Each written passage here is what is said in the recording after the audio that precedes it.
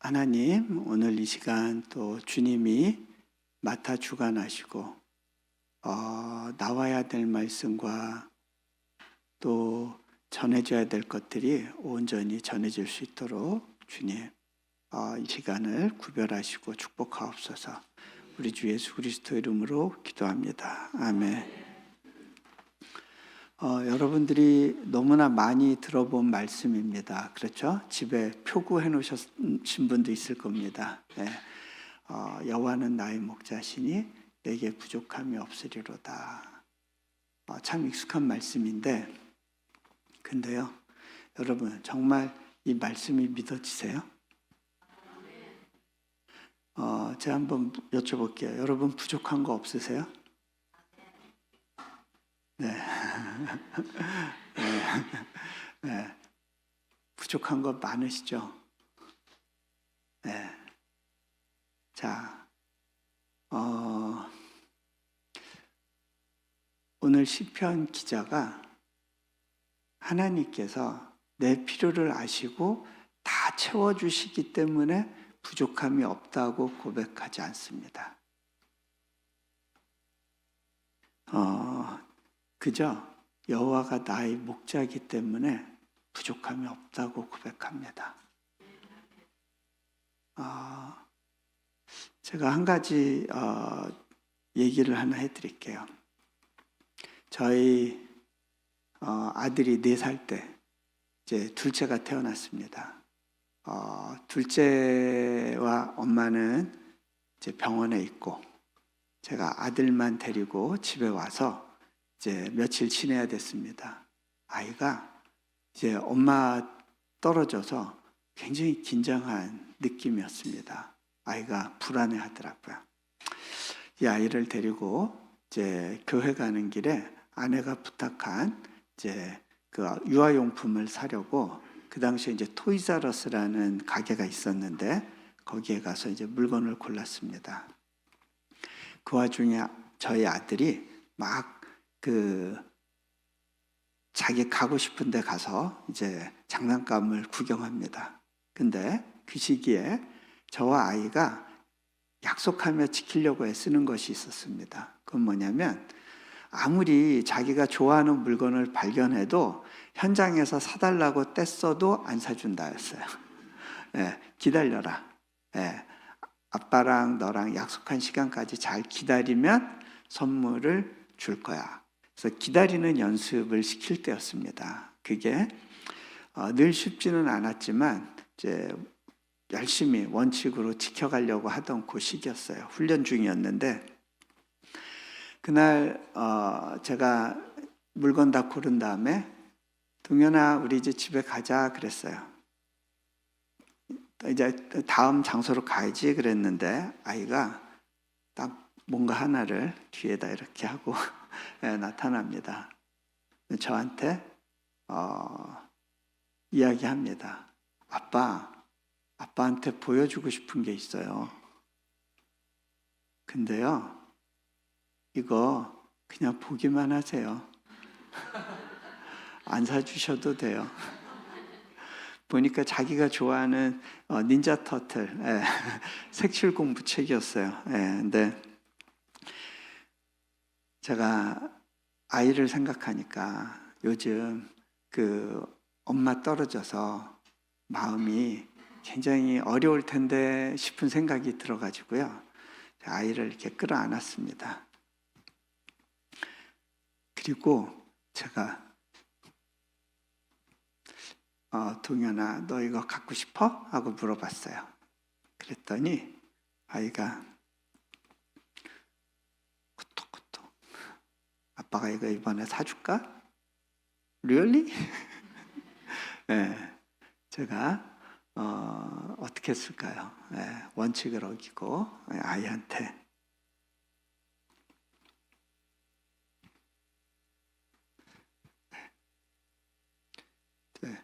장난감 사주고 그리고 이제 교회에 이제 예배 드리러 갔습니다. 제가 뒷자리에 앉아서 기도하는데 하나님께서 제 마음 가운데 또 찾아오셨어요. 네 아들이 아빠 이거 안 사주셔도 돼요 그럴 때 어떤 마음이었니?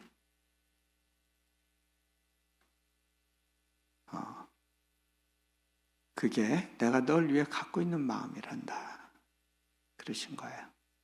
제가 그 마음을 알고 나니까 지금 뭘 내가 갖고 있느냐 갖고 있지 않느냐 그렇게 중요하지 않더라고요.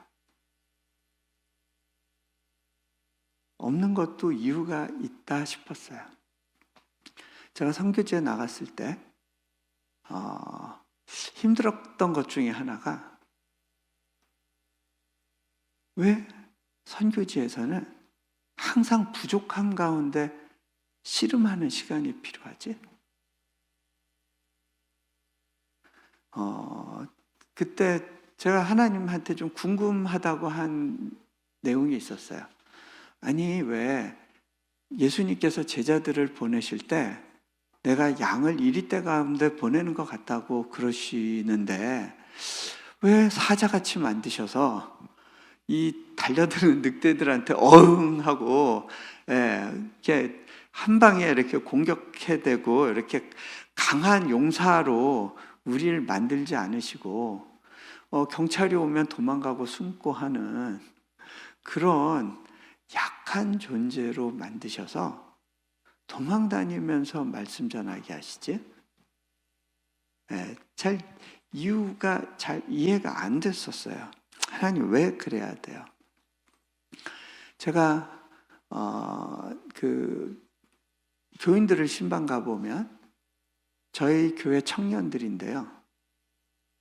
영하 30도, 40도 되는 추위에 천막에 살아요. 몽골 천막. 뗄감이 없어서 난방을 안 하고 그냥 두꺼운 이불 뒤집어 쓰고 덜덜덜덜 하면서 그 겨울을 나는 모습을 보니까 너무 마음이 무너지겠더라고요. 그래도 우리 집은 난방이 되는데 싶으니까 내가 돈을 들여서 애들 좀 땔감을 사다 주면 좋겠다 싶었어요. 그런데 어떤 방식으로 하면 좋을까 기도하는데 하나님이 도와주지 말래요. 되게 힘들었어요. 제가 떼굴떼굴 굴렀습니다. 아니 도와주고 싶고 지금 수중에 돈도 좀 들어왔는데 도울 방법이 없네요 하고 막 떼굴떼굴 굴르는데 하나님이 그러시더라고요.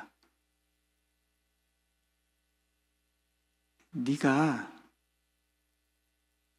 주고 싶고 줄 수 있는 능력이 있지만 줄 수 없어서 굴르는 그 마음이 내가 너를 향해 갖고 있는 마음이다. 너희를 향한 마음이다. 그때는 제가 왜 도와야 되면 도우면 안 되는지를 정확하게 이해는 못했지만 감은 잡고 있었거든요. 그런데 제가 작년에 다시 몽골 땅을 방문했을 때 많은 청년들이 그녀의 저를 보겠다고 쳐들어왔어요. 제가 세미나 장소에 있었는데 다 쳐들어왔어요. 그래서 그 친구들을 만나서 이제 이야기를 나누는데 이 친구들 다 정말 가난했던 애들이었어요. 대부분 이 아이들이 찬양하는 모습을 본 우리 미션 트립 온 팀이 그 집을 방문해서 보고요. 다 펑펑 울었어요. 선생님 나 이렇게 살면 안 될 것 같아요 하고. 그런 애들이었는데 정말 소망 없게 가난한 애들이었는데 보니까 한국에서 석사 박사학위 한 친구가 여럿이고요. 호주에서 학위과정 하고 있는 애들이 있고요. 굉장히 많은 친구들이요. 전문직 종사자로 아주 그 몽골의 중요한 일꾼으로 일하고 있는 모습을 봤어요. 그때 제가 깨달았어요. 하나님은 내가 물질로 돕길 원하신 게 아니구나. 내 삶을 그냥 나눠주길 원하셨구나. 그런데 내가 걸어왔던 길과 하나님을 경험했던 이야기들이 이 아이들한테 미래에 대한 기대와 소망을 주었구나. 하나님은 그 방식으로 이 아이들을 키우기 원하셨던 거구나. 그게 이해되기 시작했어요. 자, 여러분,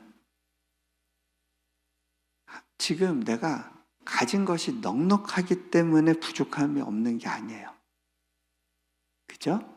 여호와가 내 목자라는 사실이 믿어지는 것만으로 나는 부족함 없고 안전할 수 있는 거예요.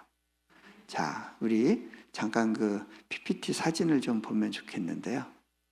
다윗이 이 부족함이 없으리로다라고 고백했던, 없나요? 그 현장은 바로 저런 곳이에요. 미들이스트에서는 굉장히 흔한 모습이죠. 저기 특별히 하나님께서 아브라함에게 가라 했던 가나안 땅은요, 다양한 생태 환경이 있지만 특별히 아브라함이 머물러서 정착했던 곳은 저런 광야였어요. 강이 없고 시내가 없고 우물을 파서 생활해야 되는 그런 환경이었어요. 자, 저기는 유대 광야, 주디안 윌더니스라고 불리우는 지역인데요. 다윗이 목동으로 일했던 지역이에요. 우리는 그가 나를 푸른 풀밭에 누이시고 라고 할 때 이 캐나다의 푸른 초원을 생각을 할 겁니다. 거기에서 양들이 실컷 풀 뜯으면서 이렇게 목가적인 분위기, 그런 곳으로 우리를 인도하시는구나 라고 생각할 거예요. 근데요, 다윗이 양을 쳤던 곳은 저런 환경이었어요.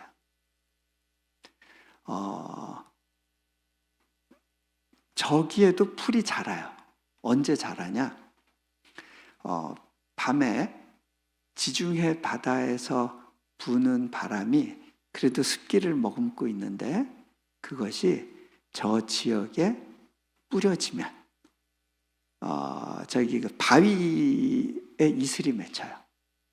그리고 그 이슬을 먹고 풀들이 자라요. 바위 근처에.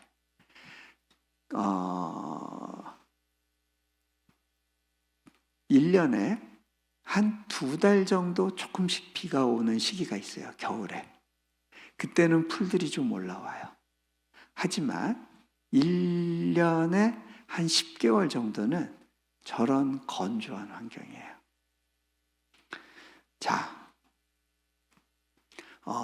다음 장면 좀 보시겠어요? 저기엔 이제 염소가 보이죠? 제가 몽골 사람들한테 씨 뿌리는 농부 비유 같은 걸 이야기를 하면요, 사람들이 관심 없어요. 이렇게 졸아요. 그건 뭐야? 그러는데 예수님이 우리 목자 되신다 그러면 이 사람들은요, 그래요. 그렇군요. 그러면 더 설교 안 해도 돼요. 이 사람들이 이미 목자가 양하고 어떤 관계 속에 있는지를 아는 거예요. 근데요, 제가 몽골에서 이렇게 보니까 양하고 염소가 달라요.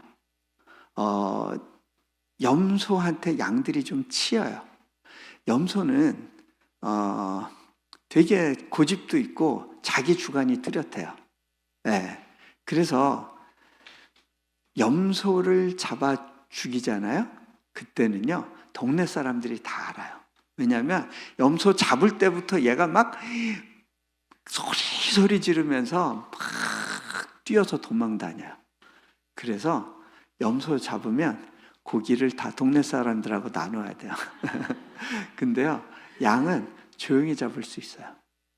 죽을 때 그 목에 칼이 들어오는데 매 하고 끝이에요. 네. 그냥 순순히 끌려가요. 그래서 죽을 때 양과 염소가 갈라지는구나 라는 걸 느끼는데요.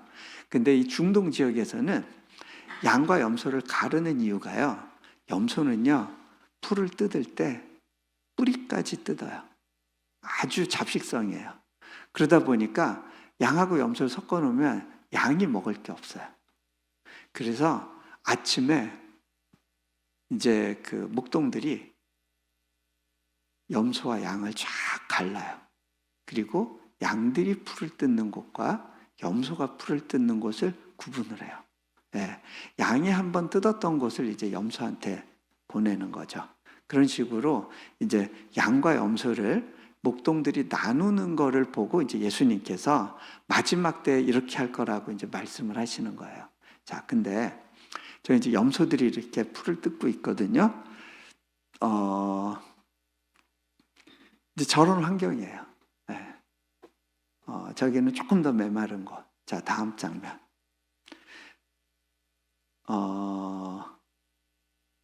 네. 그 사진이 맞나요? 또 그 다음 장면 잠깐 볼까요? 네. 자, 이 장면을 보면요. 그 양들이 아래쪽에 점점이 이렇게 있고요. 목자가 멀리서 양을 보고 있어요. 양은 목자가 어디 있는지를 몰라요. 그럴 수 있어요. 그런데 목자의 눈은 항상 양을 향해요. 네. 양을 볼 수 있는 지점에서 멈춰 앉아 있어요. 자, 저기 보면요. 그 산에 줄이 간 게 보일 거예요. 그게 뭐냐면 목자가 양을 데리고 돌아다니는 루트예요. 그렇게 오랫동안 다니면서 길이 다져졌는데요. 보면 길이 일직선으로 산을 향해 올라가는 게 아니라 돌고 돌고 돌죠. 왜 이렇게 돌까요? 자, 첫 번째, 보통 산의 북쪽 지역이 해가 덜 들어서 풀들이 좀 남아 있어요. 그리고 조금 높은 산으로 올라갈수록 덜 덥기 때문에 풀들이 남아있는 경우들이 많아요. 그러니까 수증기가 덜 증발하니까. 그래서 목자는 양을 데리고 산으로 올라가는데 바로 못 올라갑니다. 양을 이렇게 그냥 위로 점프시키면 좋은데 그렇게 못하고요. 돌고 돌고 뱅글뱅글 돕니다. 양들 입장에서는요, 한 바퀴 쭉 돌았는데 제자리네. 근데요, 이렇게 한 바퀴를 도는 동안 아무것도 안 하는 게 아니에요. 풀이 듬성듬성 나 있는데 목자가 그 풀들을 쫓아서 양을 이렇게 돌리고 있는 거예요. 자, 오늘 말씀에 의의 길로 인도하시는 도다라고 했잖아요. 이 의의 길이 그 히브리 그 이스라엘 랍비들의 표현에 의하면 이게 라운드 패스라는 거예요. 이게 왕의 대로 같은 큰 그런 마차가 다니는 길이 아니라 이 의의 길은 목자와 함께 가는 이 산길을 굽이굽이 돌아가는 길이에요.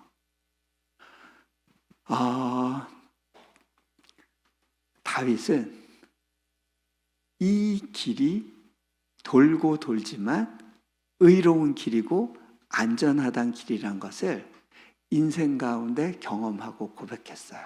한 가지 예가요.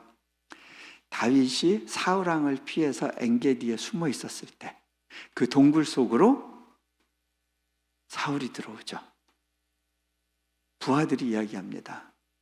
다윗 보고 저 사람 죽일 절호의 찬스가 왔습니다. 자, 이 사울을 죽이면 빙빙 도는 길 안 가도 되고요. 광야에서 바로 산꼭대기로 직행하는 겁니다. 갑자기 위협이 사라지고 왕이 될 찬스를 갖게 되는 거예요. 하나님의 예언, 그 기름 부으심을 앞당겨서 이룰 수 있는 좋은 기회가 왔어요. 그런데 다윗은 그렇게 하지 않아요. 그거는 목자가 나를 인도하는 길이 아니라는 걸 알았어요. 그리고 목자를 따라서 빙빙 도는 그 인생길을 선택하는 겁니다. 그래서 저 돌고 도는 길이 의의 길이라고 다윗은 표현하고 있어요. 자, 다음이요. 이 양들은요, 스스로 물을 찾을 능력이 없습니다. 스스로 풀을 찾을 수 없습니다. 저 광야에서는요, 양들이 살 수 있는 유일한 방법은 완전히 목자한테 자기를 맡기는 것밖에 없어요. 목자 따라가야 사는 거고요. 목자 따라가지 않으면 죽는 거예요. 왜냐하면요, 양들은 스스로 우물을 찾을 수가 없어요. 그리고 우물물을 기를 수 있는 능력이 없어요. 우물가까지 가서 목자가 물을 길러 주기를 기다려야 사는 거예요.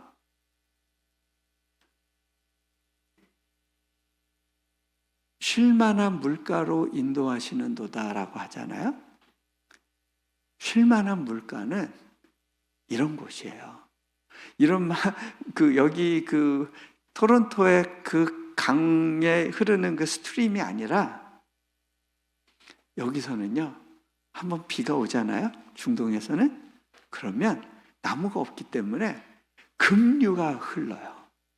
그 계곡 밑에 있으면요, 그냥 바로 물에 휩쓸려서 죽는 거예요. 그게 사망의 음침한 골짜기예요.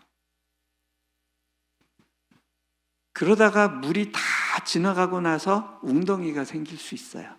스틸 워터. 그게 성경이 말하는 쉴만한 물가인 거예요. 이게 영어 성경으로 스틸 워터거든요. 여러분, 이게 성경의 디폴트 세팅이에요. 하나님이 아브라함을 부르신 것, 그리고 하나님의 역사를 펼쳐가시는 곳은 막 큰 강이 흐르던 메소포타미아 지역도 아니고 나일강이 흐르는 이집트도 아니고 이 메마른 환경, 이곳에서 복을 주겠다고 약속하시는 거예요. 너희 환경을 통해서 복을 주는 게 아니라 내가 너희 복이 근원이 되는 걸 알게 하겠다는 거예요. 여러분, 우리는 좋은 환경을 찾아다니기를 했어요. 그런데요, 하나님이 말씀하세요. 그곳에서도 너는 평안을 누릴 수가 없어. 내가 너의 근원적인 안식이고 복이야. 말씀하세요.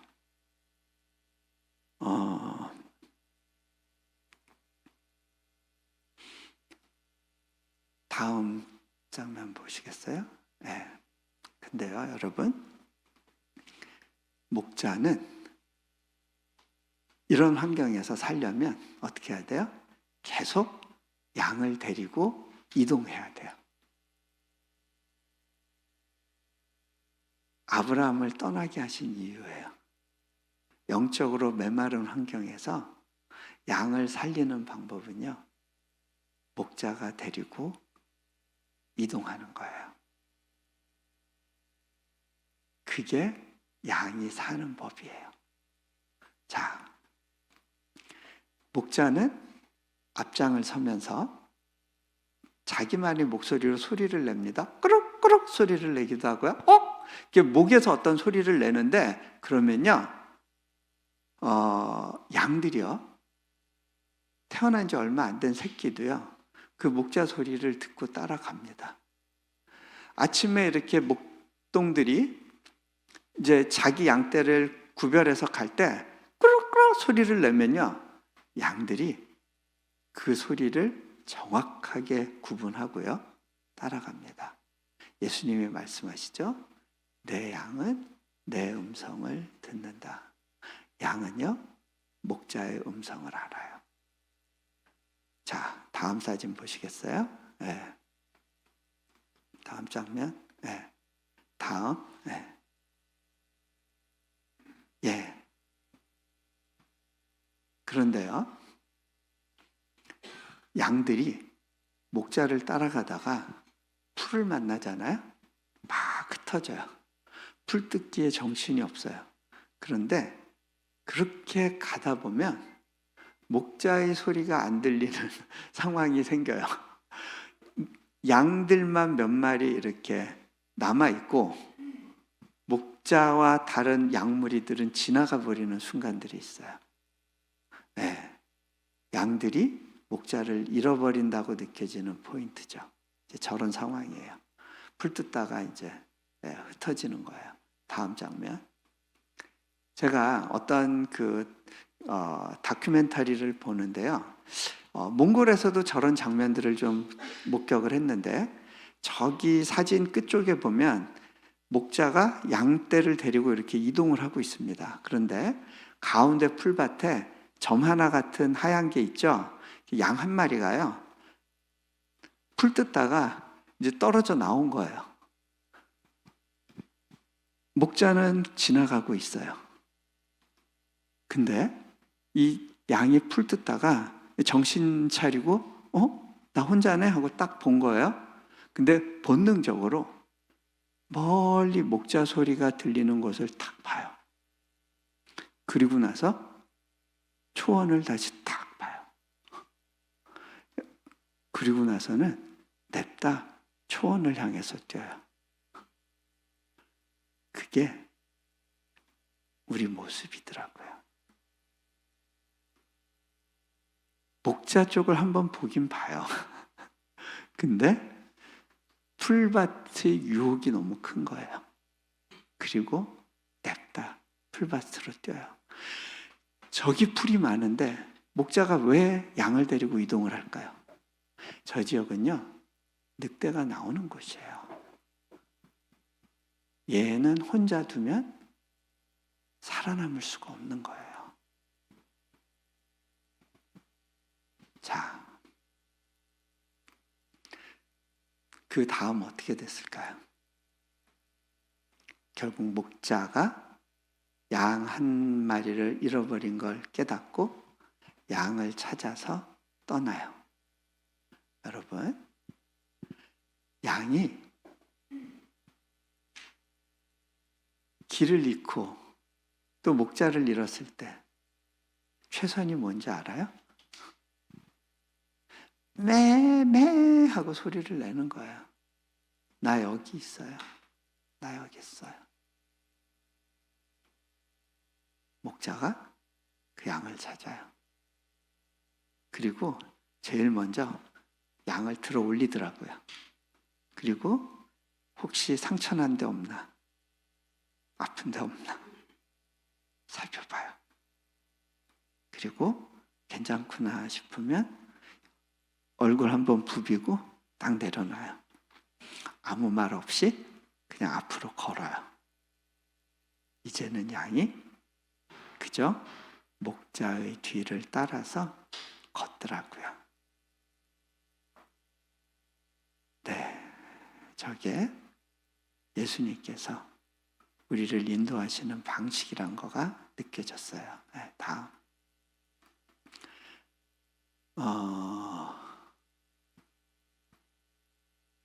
내가 잘못된 걸 갖고 왔구나. 그냥 상관없어요. 네, 여기 예수님께서 요한복음에 보면 말씀하시죠. 목자가 양들을 우리에서 내보내고 자기가 앞서 걸어가면 양들이 그의 음성을 아는 거로 따라온다고 말씀하세요. 자, 근데요, 예수님께서 또 자신을 뭐라고 하시죠? 내가 양의 문이라는 표현을 쓰세요. 근데 제가 그게 조금 이해가 안 됐어요. 몽골이나 중동 지역에 양 치는 사람들이 사는 지역을 보면 이제 산등성이 같은데 이게 쉬펜이죠. 저기 그 양 우리를 돌로 이렇게 싸서 만들어놔요. 근데 그 돌 무더기 가운데 문처럼 보이는 구멍이 있어요. 입구가. 근데 그게 막혀 있지가 않아요. 제가 궁금했어요. 이렇게 해서 양들이 보호가 될까? 뭐 늑대가 이 안으로 들어갈 수도 있고 양들도 도망갈 수 있는데 왜 문을 만들지 않았지? 그게 이해가 안 됐어요. 근데 제가 이거에 대한 해답을 얻은 게 있어요. 그건 뭐냐면 사진 좀 잠깐 보여주시겠어요? 네. 양 우리 빈틈에 목자가 들어가서 자기 몸으로 막아서는 거예요. 누구든지 우리 양을 건드리려는 사람은 나를 상대해야 돼. 내가 내 양을 지킨다. 양들도 이 우리 밖을 나가려면 목자를 통과해야 되는 거예요.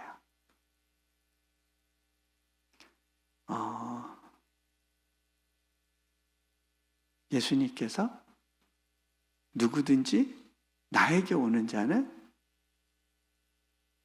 줄이지 않을 것이고 목마르지 않을 것이라고 말씀하세요.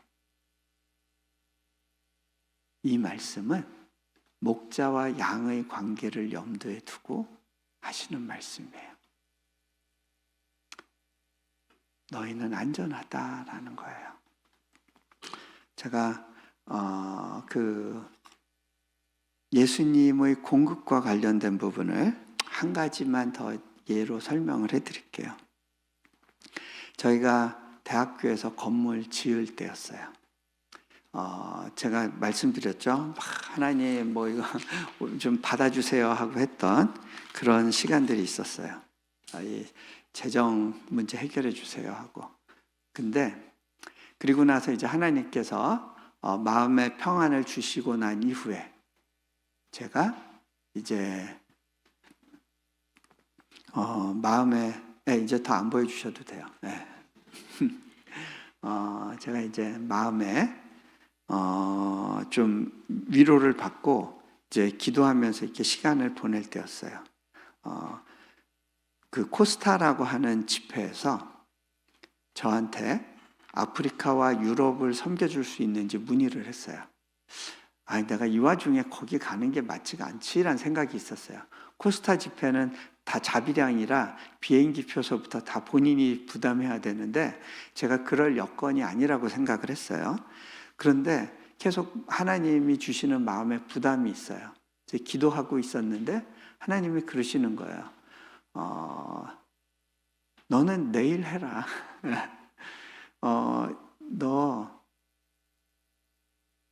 너희 먹을 걸 물 위에 던져라. 여러 날 뒤에 도로 찾을 거다.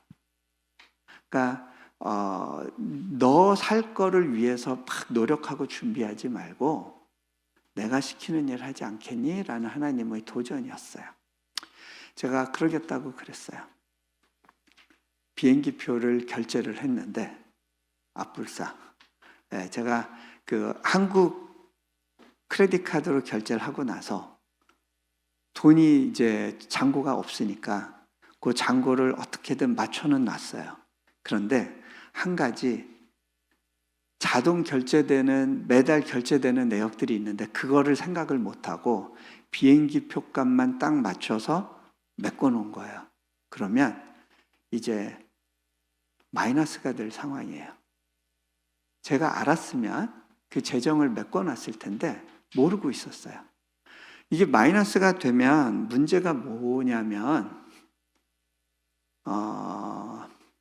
제가 밖에 나가서 이런 간증을 했거든요.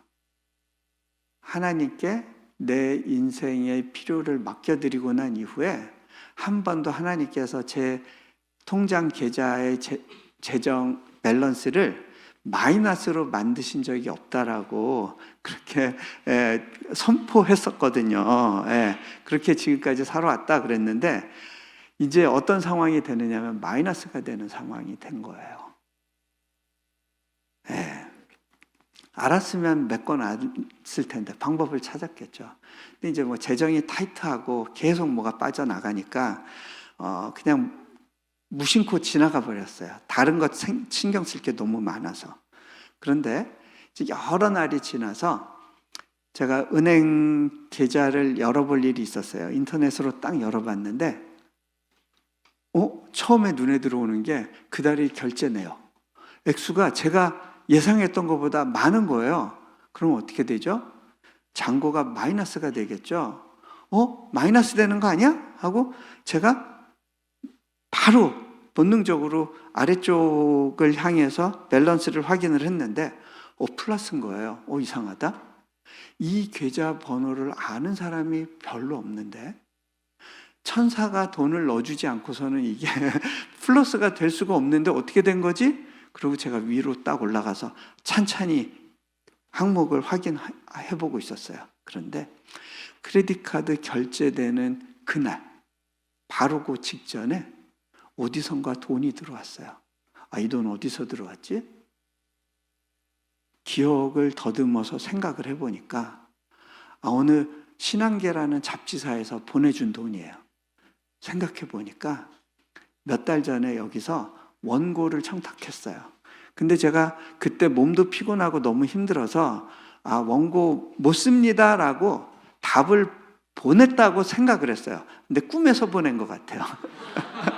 네, 실제로 마감날이 돼가지고 원고 어떻게 됐어요? 하고 연락이 왔는데 무슨 소리야? 내가 안 한다고 분명히 얘기를 했는데 그러고 이메일을 뒤져보는데 안 보내겠다고 한 이메일이 안 보이더라고요. 내가 꿈에서 썼나 보다. 어떡하지? 그날 밤에 막 눈물을 머금고 밤잠 안 자면서 원고를 써가지고 보내줬어요. 그리고 잊고 있었는데 그날 원고료가 다 크레딧 카드 결제되는 그날 들어온 거예요. 하나님의 복선이 있었던 거예요. 네. 그때 제가 그걸 보고서요 막 웃음이 터졌어요.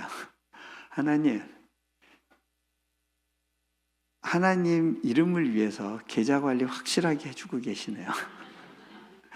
여러분, 자기 이름을 위하여 내 명예를 걸고 내 약속을 지킨다고 하나님이 말씀을 주시는 거예요. 제가 그걸 보고 막 웃었어요. 그러면서 하나님, 저희 건축 계좌도 좀 책임져 주세요. 그리고 이제 아프리카에 가 있었어요. 집회 일정 마치고 잠시 쉬는데 미국 뉴저지에서 이메일이 날라왔어요. 선교사님, 혹시 113만 불 필요하세요? 네, 저 그 돈 지금 필요했어요. 이 돈 들어오면 한 10억 정도 남는 거더라고요. 이제 이거 들어오면 되겠다 싶었어요. 여러 날 뒤에 도로 찾으리라 그러셨잖아요. 저는 나갈 수 없는 상황이라고 생각했는데 믿음으로 순종하고 가는 여정에서 물론 그렇게 채우실 수도 있고 안 채우실 수도 있어요. 그런데 하나님께서 당신의 약속을 이때 지키겠다고 약속을 주신 거죠. 나중에 보니까 이분이 집을 사려고 준비했던 돈인데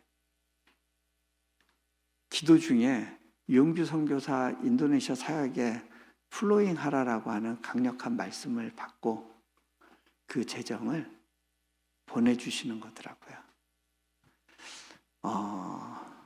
그런 사연들이 이어져서 그 재정이 채워졌던 거예요. 자, 제가 한 가지 더 이야기해 드리고요.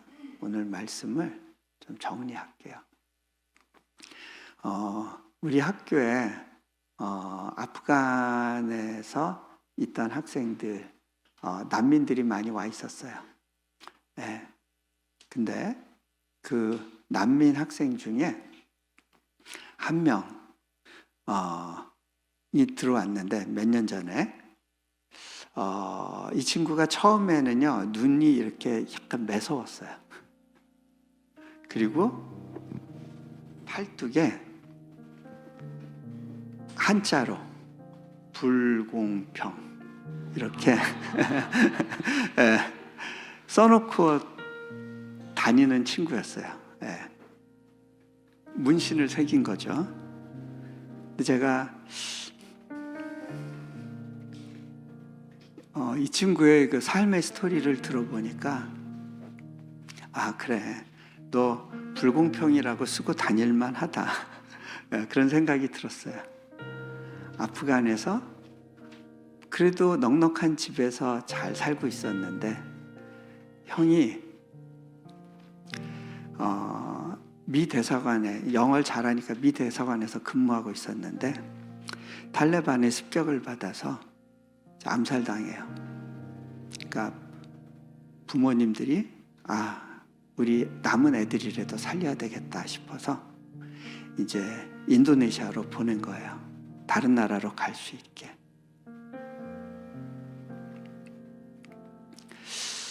근데 이 아이는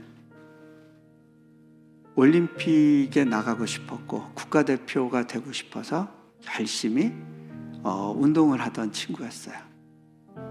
그런데 어느 날 처음 들어보는 인도네시아라는 나라에 들어가서 아무것도 아닌 존재, 아무것도 할 수 없는 존재가 돼버렸어요. 그리고 또 얼마 있다 아버지가 돌아가셨어요. 남의 나라에서 길거리에 앉아서 부모의 도움도 받을 수 없는 그런 상황 속에서 인생이 너무 비참하고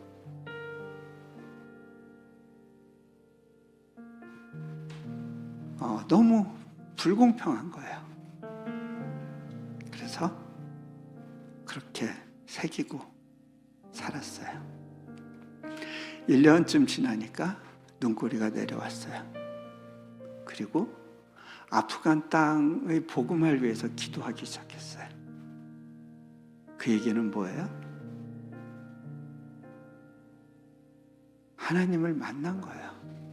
여러분 가운데 한국을 떠나오면서 내가 다시는 한국 땅 돌아보지도 않겠다라고 생각하고 오신 분도 있을 거예요. 근데요, 여러분이 떠나온 고국을 위해서 기도할 수 있게 되면 그거는 기적인 거예요. 하나님이 여러분의 마음을 만지시고 결핍을 해소시켜 주셨을 때 비로소 그게 가능해지는 거거든요. 근데 이 친구가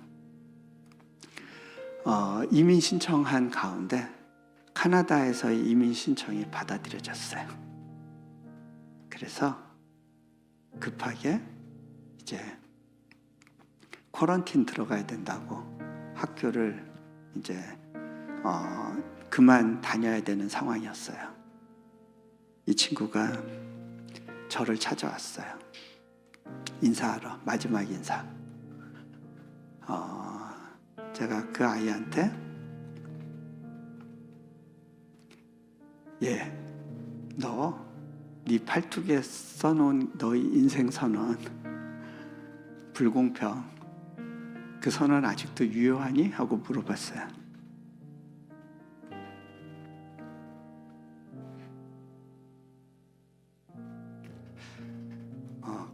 이 친구가 배시시 웃으면서 선생님, 저는 아버지가 돌아가신 이후에 고아가 됐다는 그 절망감 때문에 너무 힘들고 괴로웠어요. 그런데 놀랍게도 이 인도네시아 땅에서 다른 아버지 피겨들을 만났대요.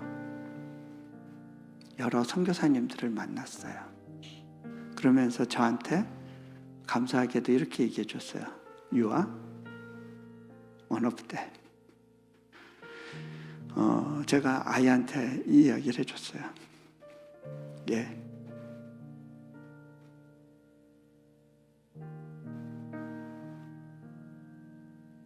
네 인생 가운데 진짜 불공평한 거 하나 이야기해 줄까?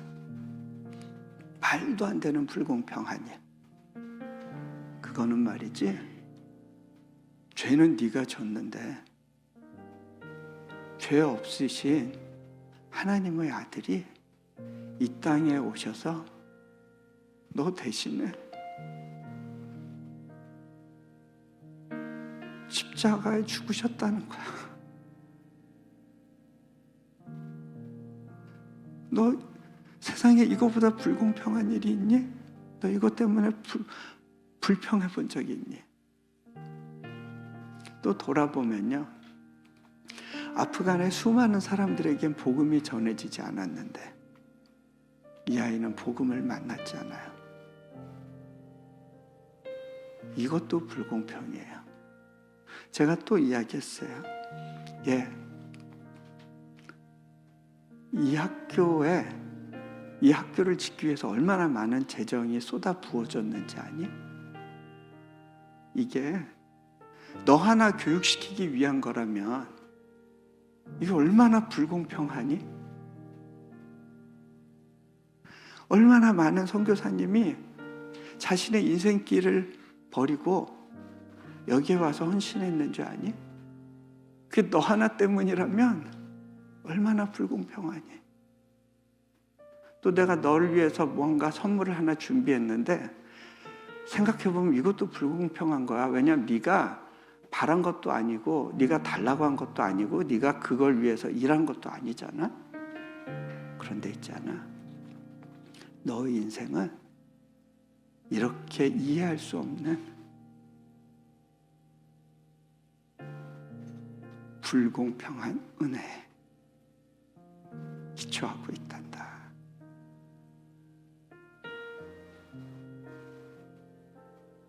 나의 환경을 보면 하나님 뭔가 잘못된 것 같아요. 내가 원했던 상황이 아니에요. 왜 나만 이렇게 힘들어야 돼요?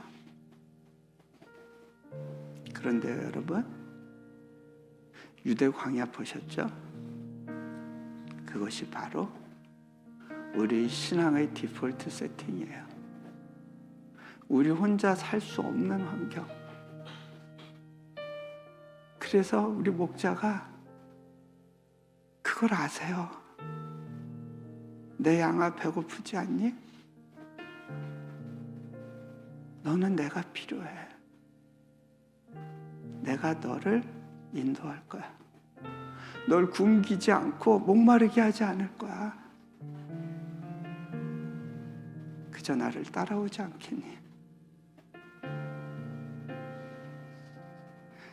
우리 삶에 부족함이 없는 이유는 우리가 정말 풀이 많은 초장, 거기에서 살고 있기 때문이 아닙니다. 나를 인도하는 목자가 누구신지를 알기 때문입니다. 시간 같이 기도하면 좋겠습니다.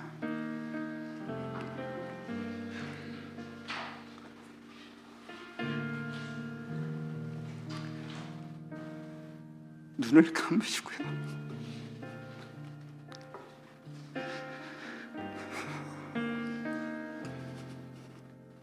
나를 사로잡은 그 불공평한 은혜, 그 은혜 때문에 길 잃고 헤매는 나를 그 목자가 찾아오십니다. 내가 목자를 찾아간 것이 아니라 그 목자가 날 찾아주셨습니다.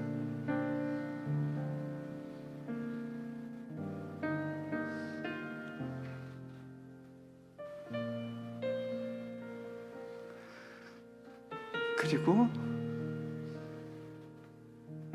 나를 따라 걷지 않겠니? 말씀하십니다. 우리가 사진에서 본 혼자서 목자의 뒤를 따라가는 그 양의 모습이 어쩌면 이 땅에서 방황하고 있던 나의 모습일지도 모르겠습니다.